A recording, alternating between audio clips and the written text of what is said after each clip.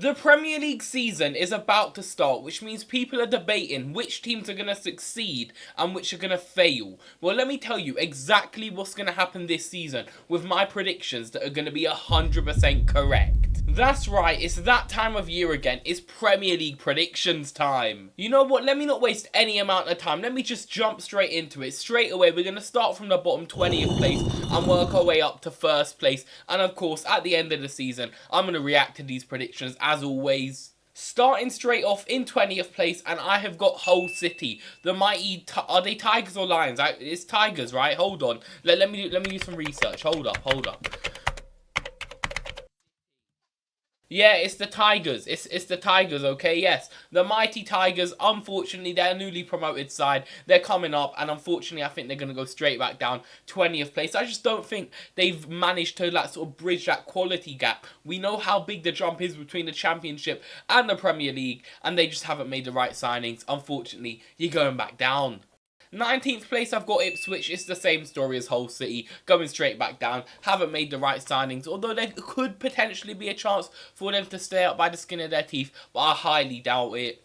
18th place, and people are going to hate me for this, I've got Coventry City. That's right, all of the three newly promoted sides I have going straight back down. You lot know how much I love an underdog story. Even last season, I put 2 out of the 3 newly promoted sides to stay up, and I actually got that bang on correct. But I just can't back the newly promoted sides this season. I want them all to stay up because I actually like Coventry as well. But I just can't back them, you lot. The quality gap is not there. None of them have made the right signings. Their squad just don't look Premier League proven and ready. Now on to 17th place, just avoiding relegation. And I've got Fulham. Some people may think that is a bit too low for them, but come on now, they've lost a lot of key players. I just don't think they've strengthened enough, they've not recruited well enough, and they've got Arbeloa in this season. What has that man done to prove that he's actually going to be a good manager in the Premier League? I don't even think that he's going to last till the end of the season. He could be first gone. I wouldn't even like complain at that. You couldn't bat an eye to that. So you know what, Fulham, I'm backing you to just about stay up, but I wouldn't even be surprised if they end up sneaking in 18th place and just about getting relegated. 16th place, and I've got Leeds United. Nobody likes Leeds now, do they? Leeds are falling apart again. Leeds. What can I say about Leeds? I just think they're going to have an average season. They're going to stay up probably comfortably as well in that position. I don't really know what to say about them. They could potentially push a bit higher. I am seeing some people even maybe tip them for a top half finish or in and around 11th or 12th. But I don't think they're going to have that great of a season. In just above Leeds, in 15th, I've got Crystal Palace. I don't really know what to say about them. I just think they're going to come in mid-table finish, lower mid-table. They've obviously lost Oliver Glasner, their absolute legend of a manager. They've got this new guy in. I'm pretty sure he's from France. What's his name? Like Pierre Sage? Pierre Sage.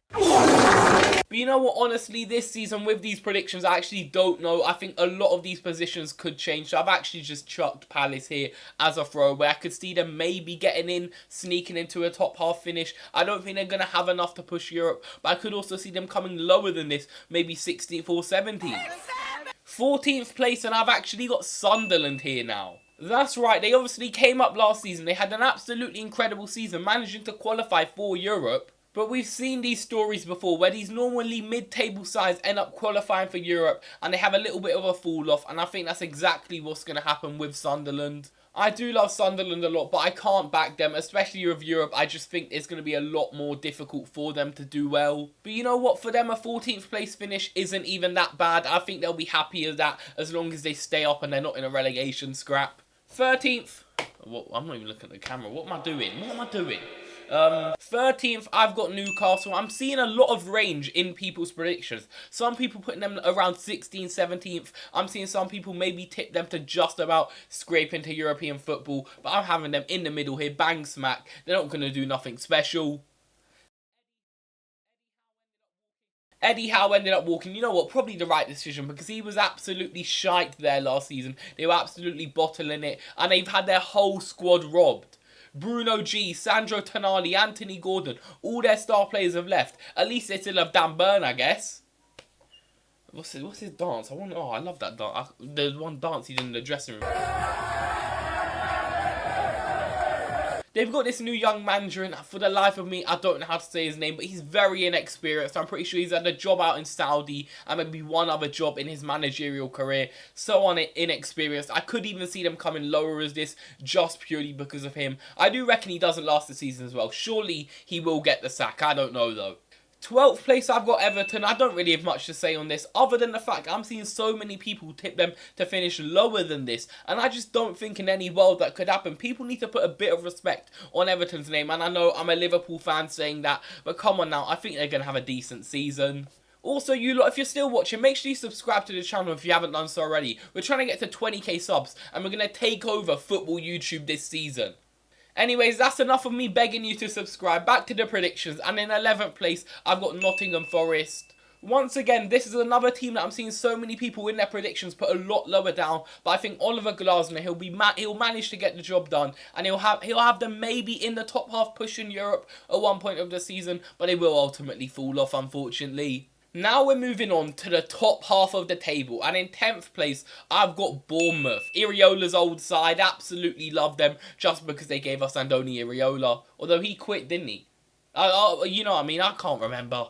Bournemouth, I can see having a decent season. They've got a new manager, Marco Rose. I absolutely rate him purely because I've played Football Manager and he always does well on Football Manager, and that's the most realistic football game. So surely he's going to succeed in the Premier League. There's no way that he doesn't, although I do think it will take a few years to build up a project. And I'm telling you now, Bournemouth, they're going to be qualifying for Europe every single year soon. Just give it a couple more years now. In at 9th, I've got Brentford. I do think them and Bournemouth are potentially interchangeable.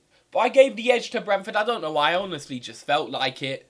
Brentford were very unlucky last season, just not qualifying for Europe. I think this season they're not going to qualify for Europe once again, unfortunately. I also potentially hot take Igor Thiago. He's going to flop this season. He's not going to get more than 15 league goals. Now on to 8th place that could potentially snatch European football in the Conference League. And I've got Brighton.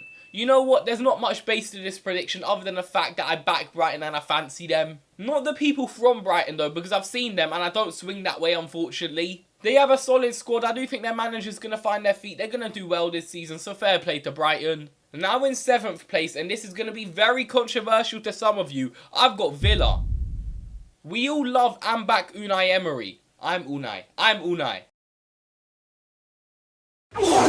But you know what, I just think that it's going to be so competitive this season. I know Unai usually does get top 5, but it's just going to be too much for him this season. They're going to fall off slightly. I know they've got Champions League, it's going to be a little bit more difficult. I also think Emi Martinez might be out the door to Juventus. So that could affect them massively. They're not going to fall off too much though. They're only going to drop a few positions down to 7th, still qualifying for Europe. Now for the top 6, and if you've noticed already, I've got the entire of the big 6 teams in the top 6. So I think for the first time in about 5 years. And the team that I have in 6th place is Manchester United. I know obviously last season they did come a little bit higher than this, but you know what, they've got European football. They're playing more than once a week this time. They're going to have a midweek game, so they're going to struggle a bit. They're going to fall off just slightly. I do think their squad is still good. Michael Carrick, I think, will help steady the ship, but I don't think he is going to be long term though. I'll give him maybe 1 or 2 more years there, and then he's going to be out the door. And that's because of the Manchester United manager cycle. They get a new manager and they have some good results. Then things turn a little bit sour and they sack him. And it's the whole cycle just constantly repeating itself there since Fergie left. And you know what? I'm not complaining with that cycle. May it continue for the rest of my life. Now in 5th place, I've got Spurs. That's right, jumping all the way from 17th to 5th. That's 12 positions, I believe. I hope my maths is correct. I'm telling you lot now, Spurs and De Zerbi are building something special. It could take a few years, so I could see this season them finishing as low as 10th place, but I'm backing them to finish 5th, purely because of the midfield that they've built. It's going to take a while for them to gel, get used to each other, but they're actually going to do well this season. I have faith in them finally. But you know what, this could end horribly, because one time I did predict them 3rd a couple years ago, and they ended up finishing 17th, so let's hope that doesn't repeat itself. Now in 4th place, I have got my team, Liverpool. That's right, I'm backing Iriola in his first season to come 4th and qualify for the Champions League. Admittedly, when he first came in, I was getting a bit worried, especially because it took us some time to make some signings, and this pre-season has actually instilled a lot of faith in me. We've played well, some players are actually performing well, like Jeremy Frimpong. Although I do think we do need to make a couple more signings. Who knows, by the time this video comes out, we could have made 1 or 2 more signings, hopefully in buying Barcola. And I do know with Areola, there could be a little bit of an issue with his style of play because he has said that his team can only play the weight and run for around 30 minutes before they actually get tired. But I do think that we're in that little sort of adaptation phase. We're going to get used to his football as the season goes on and we're going to have a decent season. So get ready. Hopefully we go deep in Europe as well and maybe win the Carabao or FA Cup. Now in third place, I have got Manchester City. That's right, they're not in my top 2. I do think this Enzo Maresca phase, it will be a bit of a transitional period for them. I do think they could even finish lower than this, purely based on that Community Shield performance against Arsenal. That was absolutely horrendous. It's always difficult replacing a legendary manager. We saw it with Jurgen Klopp and Arne Slot. Obviously, he did win the league in his first season. Maybe Maresca could do that. I highly doubt it though. It will take some adjusting for the players, the staff, the fans, everyone involved in the club. But you know what? It's Man City. They're going to be alright. They can just throw money at it. And maybe they do get their charges this season. The 115 or is it 16? I don't actually know. Let me do a bit more research. Hold on. Man City charges. It's 115 from 2009 to 2018. Bloody hell. Oh my god. These lot are cooked. Now in second, I have got Chelsea and Xabi Alonso. That's right, people might call me crazy for putting them this high up. I don't think they are going to be in a title race. I do think sort of second to around 5th, 6th is going to be quite close competition. But you look at Chelsea, Xabi Alonso, absolute top manager. I rate him so much. I would have loved to see him at Liverpool. And this Chelsea squad, while it is still big, they've actually brought in something that they've lacked for years now since Bowley's taken over. And that's experience. They brought in the likes of Danny Welbeck, Jordan Henderson. That's going to massively boost their experience, boost their leadership in the dressing room for them. Wait a minute! And I think they're in for a very good season. Especially because they haven't got any Europe. We saw what happened with Manchester United last season. They were playing once a week and they somehow managed to they'll somehow manage to do so well. And I think Chelsea are going to benefit from that massively. And then finally, in first place, I think we all know it by now, it's bloody Arsenal. No! They're going to go back-to-back. They're going to win 2 bloody Premier Leagues back-to-back. And I wouldn't even be surprised, dare I say it, if they win the Champions League.